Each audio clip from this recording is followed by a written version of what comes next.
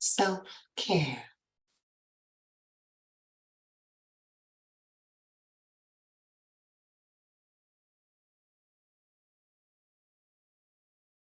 How to maintain, provide self-care.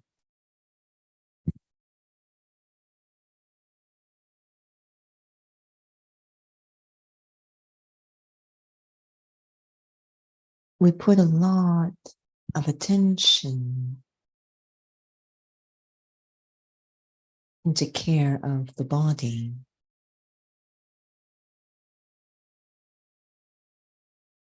The diet, the rest, hydration,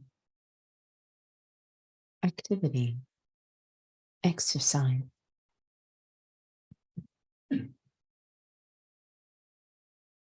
That is care of the body. And if we do not provide that care for diet, not enough rest, dehydration, inactivity, eventually the body starts to fail,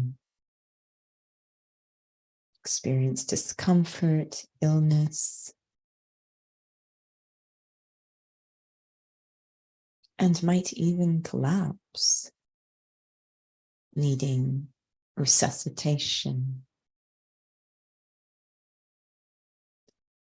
The same applies to myself. I, the spiritual being. Self-care, spiritual care.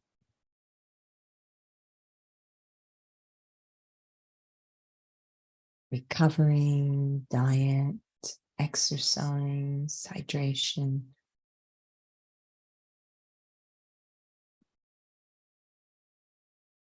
Spiritual versions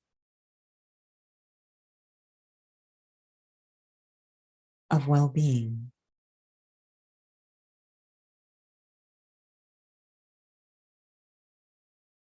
Rest is to think less, think lightly.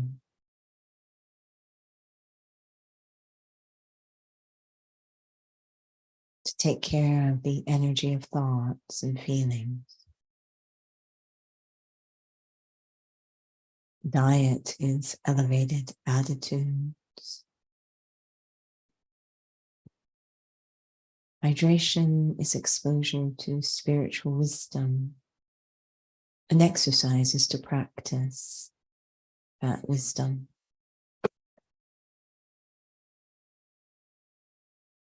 Without this self-care, I too can start to fail, become weak, feel unwell, discontent, upset, disheartened, and eventually collapse, give up, lose enthusiasm. To resuscitate, I simply have to be intentional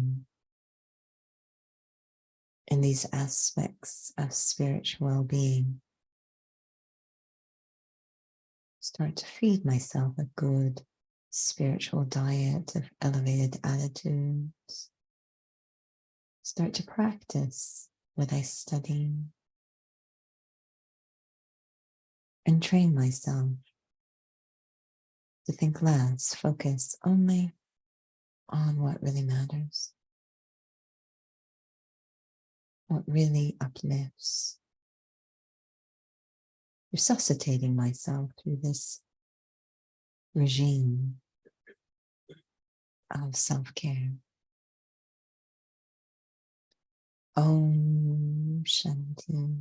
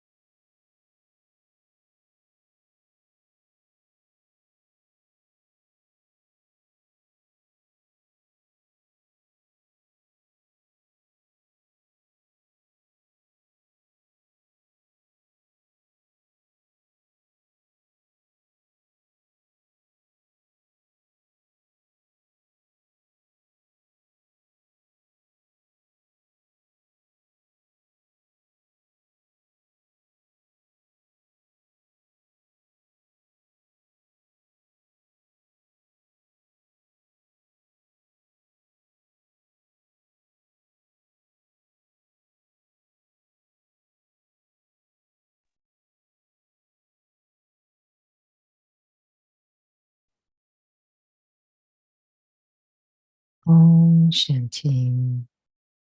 And good evening to tonight's interview with the Raj Yogi. And tonight's topic is a continuation of last week's spiritual resuscitation. So I had a chance to listen to the conversation again, just because I know there was a request to continue this week. So it would just be lovely to continue with the thread. And there were some things that you had shared last week. I thought that we could explore a bit more about that in terms of this topic, going deeper in terms of keeping the heart healthy, keeping me, the being healthy. And so there are a few pieces in terms of practice and what's happening. And I remember one time you had shared, maybe it was earlier that day, again, about taking care of the self and even having the motivation for those who just haven't started it. I think it might be a different story for someone who's began, but to begin that momentum. And he would share that day the water bottle fell on your watch, and you had shared you had 100% certainty that there must be something good. Now, was that something that when you're looking at someone who's starting Raj Yoga or just been on a journey, is that something that one at least just has to just try to tell themselves? Because what if you're trying to practice being a soul, but you're not taking care of just your thoughts through the day, but you're afraid that you feel quite mechanical or superficial trying to really take care of your thoughts?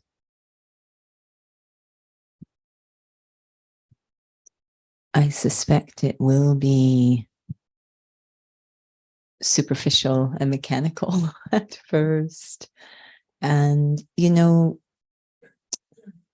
physically, when one starts to physically exercise, the organs, the heart, the lungs, initially it's quite laborious and hard, but as you go along, those organs muscle, the heart's a muscle, it actually starts to change.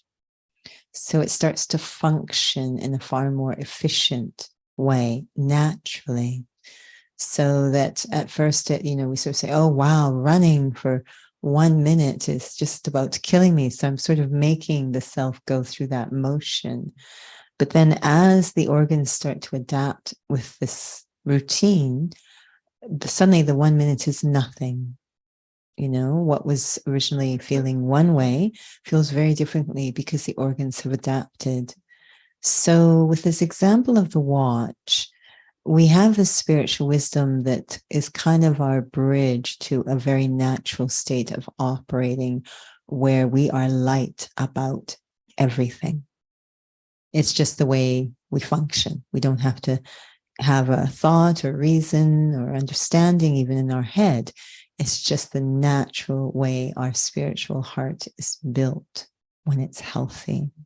So we exercise these different points of wisdom and we keep doing it, and it's changing the nature of our spiritual heart so that as we start to go through different circumstances, we just are light, but it's not that we have to reason or rationalize in our head, well, it's karma, it's drama, everything that happens is good. We just literally are light. That's kind of where we're trying to get to. So, what can happen if we had the watch example, it's sort of crashed, and there's the first feeling is, oh, that's too bad, that a bit of disappointment. But then immediately it might be, oh, but everything that happens is good, nothing happens. But there was that initial feeling. As the spiritual heart starts to change, there's not even that initial feeling. It's just entertained by everything. So I think there might be phases, and they're quite clunky at first. I'm not sure about those who are online who are listening, but that's very refreshing here. Because I'm just wondering if perhaps maybe we think that it's like someone who's an inspiring composer and say I want to be Beethoven yesterday. And, to hear someone say that. And I'm wondering if it's like just wanting it to be authentic. So you just don't bother because it feels so fake in a way. There must be something good about it. The first student of Raj Yoga, the Brahma Kumari's Brahma, was described as a visionary. So the way that we use this term visionary is very, very connected to recognition and faith. So even though at that moment he wasn't operating that way, he had a vision or faith, recognition, but I'm capable of operating a certain way. And he constantly kept, we're told, constantly keep that faith, that vision in front of you, even though there's going to be ups and downs along the way. And sometimes it might look like, is this really going? But there's that constant faith. But no, I know that this to me is the ultimate form of visionary, is vision on the self. And to, if you will, resuscitate, really inspire your own heart with a vision of yourself. I am capable of this, so that the little hiccups along the way don't completely kill the endeavor. So what if one says, okay, I just won't, because you have to practice, you have to start somewhere. And what if you don't? Like you're trying to experience being a soul, but then you don't manage your mind. I'm not sure if those are both possible because it requires managing the mind to experience myself to be a soul. But yeah. Okay, so let me put a little bit of context to this, because there was a pure thinking course that emerged later. And then the positive thinking course sort of went out the window. And I'm getting the impression from souls that I'm not supposed to try to have positive thoughts to try to manage my mind. I'm supposed to be pure. I'm supposed to have pure thoughts. So, I'm just coping. So I better not even bother trying. Part of pure thoughts is thoughts based on truth. So I'm trying to train my mind, and that's soul consciousness, right? Is the truth about the self. I'm just training my sign. Positive thoughts don't necessarily have to. They're certainly appreciative. So they'll certainly help my energy. But to have them based on the truth is a completely different game. So that's what I'm trying to train my mind. For so long, my mind has been eating false ideas, false thoughts. And while it's been sustaining, it hasn't created the change I was hoping for. So these pure thoughts, these truth-based thoughts is a completely different diet. So that ultimately has to start to happen. So when you're talking about maybe it feels clunky to begin with, there's still a recognition that the kinds of thoughts I'm trying to have to transform perhaps that first reaction, it still has that thread of some, we won't share it in here. It's just more of the advanced aspects of the study. Yeah, to remember that, we have such interesting ideas about change, and as if there's the old stuff and then there's the new stuff, and there's no transition in between. But the way change actually works is that the new is created amidst the old. There has to be that connection. There just can't be a death of old and suddenly the new is going to appear out of nothing. This is a very deep belief for many about change, that when I get this new job, when I move to this new place, everything's going to be different, and because the old is gone. But this transition that we actually explore in Raj Yoga, that I'm creating the new amidst or out of the old.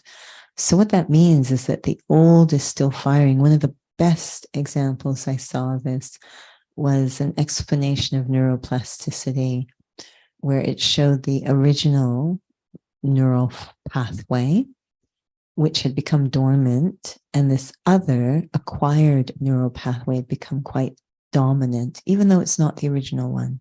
The original one is there, but dormant. It's not being used. We want to activate the dormant one, but this other one had become dominant. So at first there's just going to be very little going on, but at least now I'm giving attention. I'm trying to think in ways that get that dormant pathway firing. And there'll come a point when both are firing at the same time. You can imagine what it's going to look like, right? I'm thinking this way, but these other feelings are still coming. I need to know that's going to happen. That's what transformation looks like. So often we have in our teachings, even when you're crying in a scene, be it detached, we're like, what is that? Be detached from your own disheartenment. It's like, what does that mean? And this neuroplasticity, this example of two pathways firing at the same time, because that's what change looks like, was very helpful. So to be able to accommodate these aspects of change. Can you describe, because that's an interesting, to be detached from the upheaval, the emotions. And is that also, you found that to be also a process that, perhaps maybe this is out of context, but I love that 5-chapter story that you've mentioned about. In terms of, you walk and you fall into a hole. The next day you walk and you see the hole, but you fall into it. The third day you see the hole and you walk around the hole. I don't remember. Next day you build a kite and you fly over the hole. And the next day you should explain. The Wizard of Oz. That's okay. I think I know where you're going. I don't know where they are. So, there's many versions of this, but the essence is, again, talking about change, that you're walking down the street, you fall into a hole, you're not sure how to get out, you spend a very long time in there saying it's not my fault, and eventually somehow you get out, but a lot of time is required. So the second day, you're walking along, you see the hole, you still fall into it, you're like, how is this happening again? It takes a little less time to get out of it. And you're not blaming anymore. The third time you're walking, you see the hole, again you fall in, but you get out immediately. The third day you see the hole and you walk around the hole. And the fourth day you walk around the hole. The last day you walk down a different street. So these chapters of change is whatever variation you've heard, these chapters of change that I need to know about. Now, we recently had an inspired thought in our classes of the promise to no longer get upset. And I think we should have follow-up conversations, because this is a fascinating topic. To promise I will no longer get upset, which means the old is not going to fire, that our innate or intrinsic state is to be very light about everything, very, very constructive. And so, of course, the moment that you say, I'm not going to get upset anymore, the old just goes into overdrive and everything bothers you. And that alone is entertaining. It's just so ridiculous, like, I can't believe how everyone's getting upset suddenly about everything. You can't help but laugh because we knew it would happen, right? So I have this overview of what to expect, so that, oh yes, the disheartenment is going to come, or the doubts are going to come, but they're not really me. So this, again, the power of truth means rather than, okay, I can have pure thoughts filled with truth and understanding. So I'm able to manage myself navigate through authentically what change is going to look like. So actually, in the midst of the reactivity, there's like a little teeny part of yourself watching. And then the next day, it's a little bit more of you watching. It's not, maybe for some, maybe it is 5 days. That'd be wonderful. So I might feel like it's actually many more days than that. But it's interesting because in today's regular class, it was about donating. I know this may sound out of context. I'm not sure, but I was reflecting quite a bit on it. Like, how could you donate the 5 ices, so why do you take them back? Like, what does that mean? Is that part of what you're talking about? Is that things will come up, but do you increasingly even just talk to yourself and that this is not you as it comes up? Because it came up in an interview this evening. Am I suppressing? Like how can I tell a difference from suppressing versus really seeing something that's happening inside and not trying to react to the reaction? It might be, again, a bit connected to that neuroplasticity example of 2 pathways firing at the same time. And I've got to be putting in the time to feed the pathway that had become dormant. And that's going to help me a lot to have now a different response. The old response is still firing, but now I've got something different going on. So in that conversation, it talked about self-respect, right? The self-respect to have an appropriate response. Even though the old feelings and thoughts might still be firing, I now have another option available, which I've been nurturing and watering through putting in that time. So it's really, it's funny that sometimes very simple example, cartwheels. So not that I'm recommending you try this at home, please don't. But for many people, if they're still doing cartwheels, they have a favorite side and a not so favorite side. So they like to maybe lead with their right hand and maybe not lead with their left hand. So given a choice, they'll always do a cartwheel on the same side. And so what we actually do in training is get them to do the side they're less comfortable with. They're capable of doing a cartwheel. We can see that because they can do it on that side. We know they're capable of doing that cartwheel, but there's something, it's actually almost completely mental. And they'll describe it feels like it's going to fail. It feels like, and you literally have to talk through these thoughts that are coming that actually are not based in fact. And eventually they surprise themselves and do it. So there's a lot of inner management required based on truth. And I need to be putting in the work to have, a different voice starting to speak inside. So is this how it all gels together in the sense that you are having to really be very proactive in practicing? But if I'm actually experiencing being a soul, having that, a really meaningful connection to the Supreme Soul, experiencing that current, that power you were talking about last week, that's one piece, and then there's the piece about, I wouldn't call it symptom management, but, there has to be a different kind of pathway that's firing. But the experience of myself is basically a nature within myself that also helps to reinforce that pathway.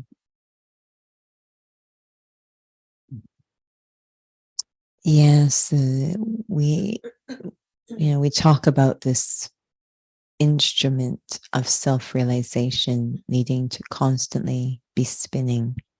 So I need to be a visionary, have a very clear vision, recognition, and acceptance of my capacities. So this is pure thoughts for the self. Even though, there's might be a whole case file in my past that says otherwise, and even though I may not always be acting at the moment in alignment, So that needs to be very firm and watered, consistently watered. This recognition or realization of the self, my own capacities. And eventually, yes, that pathway is going to start to fire more and more naturally. But there will be that resistance, but I need to be consciously, so it said, constantly have this self-realization spinning inside. I know we're running out of time, but I have two questions, burning questions. One was about, again, functional spirituality. We're talking about functional fitness, functional medicine, but just because I was speaking to a soul when I was at work, and a patient who was like, I don't even know how to manage myself. And then I just make mistakes. There's no structure, there's no understanding. And I suppose I was thinking about, is it that we have to be very systematic, that it's in our walking, moving moments I want to have an experience of myself? Like, even if it's just like a very neutral moment, I want to have an experience of myself, or I want to create those neural pathways at those very neutral moments. And then, just so that I'm not waiting for something, an upheaval. I'm not just doing it while I'm sitting. I'm not doing it while I'm sort of isolated. I wasn't sure if there was a question in there because I think you sort of answered it yourself. But one thing that I was... Not everyone knows that. Yeah, well, no, I think you just shared, But one thing... I just feel I discovered it, One thing that I always appreciate when we're at the YMCA is that if there was a code, and this means that some sort of injury has happened, everything from a sprain to a heart attack has a code. If a code was called and it was on the more severe end of the spectrum, the first one of the, even though it's not officially in our protocol for response, everyone knew this on staff, is call aquatics to the site. It was always call aquatics to the site. Everyone knew that. And the reason is because aquatics was the only department that had a consistent schedule of what they call in-service training. They were every week, they were doing emergency response training. Whereas, for the rest of us, it's a 1-year certification, once a year. First aid is once every 2 years. So once every 2 years, we're practicing those skills. Whereas for them, once a week, they're practicing those skills. So it's second nature. And they often are the youngest members of the staff. And yet they're able to they have a maturity to take on because they're practicing this. They have a schedule, very intentional, to develop the skills. And that always stayed with me, that idea. So yes, I think you have to be. There's so much. One of the cornerstones of Raj Yoga is personal responsibility.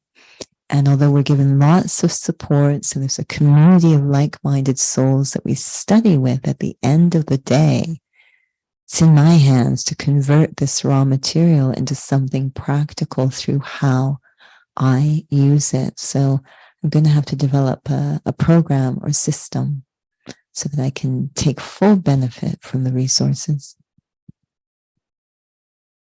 I'm going to skip the other question because this is more, maybe not as much as this one.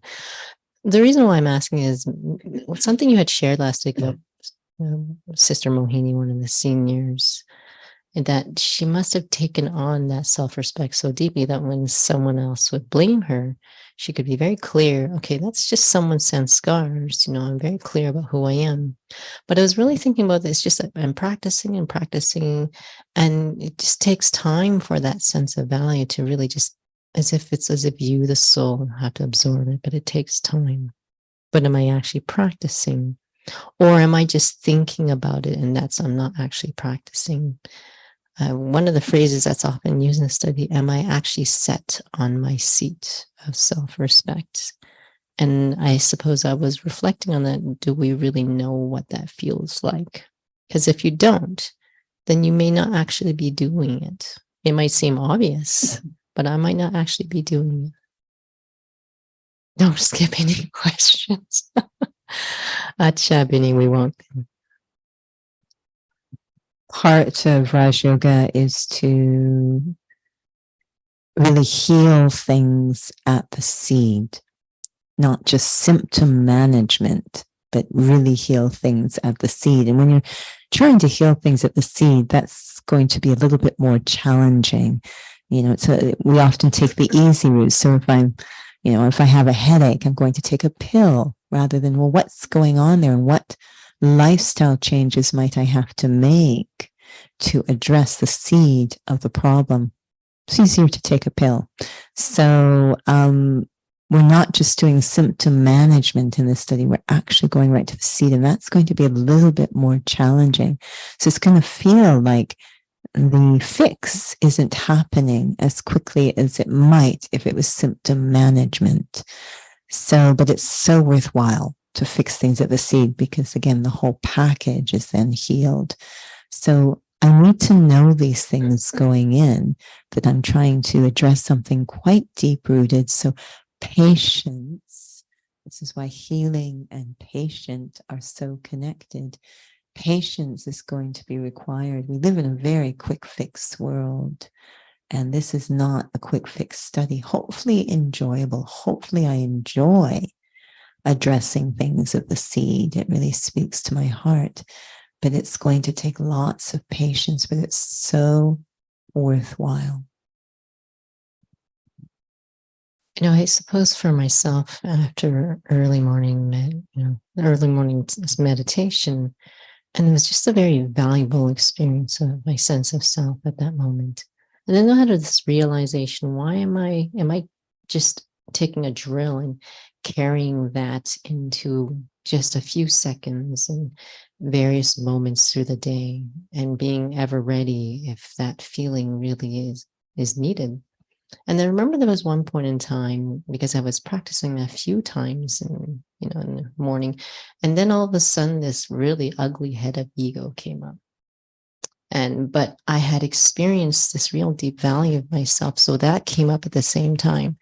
And if anyone has ever seen Harry Potter, there's a scene where Harry Potter is like, he's using his wand and this massive burst of like powerful energy, and then there's he who cannot be named, massive burst of energy, and like it was just like the intensity at that moment. But there was actually I guess you can say they were battle of equals. I actually felt that this morning instead of being run over by ego. It was quite interesting. I guess I was just really thinking about, am I actually really practicing? That was a huge thing for me to really reflect on, just because we had this conversation during the study group call on Sunday about like, what does that mean to actually be experiencing versus thinking? So one of these truths that we're taught that makes a lot of sense in this study is that things are equally half and half. We've distorted that, but they're actually half and half. So as much self-respect I had, equally that much ego I will develop. That's something I need to know. So as I start to cultivate that self-respect, and of course the ego is going to push back. Now this morning, this idea that these thoughts, which we call Maya, these thoughts that are coming from the old guard, we want them to go away. So we go to God even and say, make these. And he says, no. I'm telling her to go in there and punch you up some more, because it's actually the law. That's how we become worthy, right? You said worthy foe. That's how we become worthy. I have to understand it's half and half. I have to understand all these aspects so I don't get confused, disheartened, and need resuscitation through sort of these momentary injections from programs and such. If I don't have that understanding, then those momentary injections will not sustain me. So to know, okay, if there's this much ego, wow, how much self-respect. And as I start to develop the self-respect, the ego must come in equal I have to overcome it to make that self-respect so powerful. So it's very basic law, again, of change. Well, Sister Benny, I will not skip the last question I had, except I had a whole bunch that piled on before that. So the last question I had was actually about a part of maybe the earlier question you had, that I need to practice, even though as superficial, as clunky as it feels, I need to practice. And is it that fear of practicing, the stubbornness of practicing because it doesn't feel authentic? Is that ego, or is it, just this love for authenticity? So, you just don't want to feel unreal. So again, the old will resist, will fight back. So that's going to be a huge deterrent in practicing. And it will come with different excuses. You're not very good at this. You don't know what you're doing. All sorts of interesting ways it will come up. Now today, again, I'm not suggesting you practice this at home, or it has nothing to do with anything. It's just an example. But today I was trying these handstand push-ups. So I'm very bad at them, but I enjoy developing the capacity. So even though it's very clunky and it may not be authentic, the visionary says, but this is so aligned with what my heart is calling out for. That character, that way of operating. Yes, it's very rusty right now. So it's kind of clunky. It's very rusty. But it's what I want to do with my time, because the only other option is I don't do this and I continue in a very limited and false way. So I might as well make efforts that might not seem completely powerful towards an authentic ending rather than stay inauthentic, if those are the options. So to enjoy what we're doing, however it looks at any particular phase, is super critical. Again, these aspects of managing the self, but also being aware of what kind of opposition or resistance will be coming, so I'm not distracted by it. It's going to come. It's not if, it's when. It will come. I want to know the lay of the land. I don't need to go deeply into it. I'm just aware, and I'm going to carry on anyways. Well, thank you for the very practical answers. I hope that souls, at least I will, experiment. And thank you, Benny, for encouraging us to continue. We are way over border time, but I felt it was worth it in terms of inspiring us. Ultimately, to be honest with you, the interviews actually, we're inspired to actually what's really actually happening inside. Like practically speaking, functionally speaking, so that I can really check my alignment. So I found it very valuable this evening. So we'll have a reflection.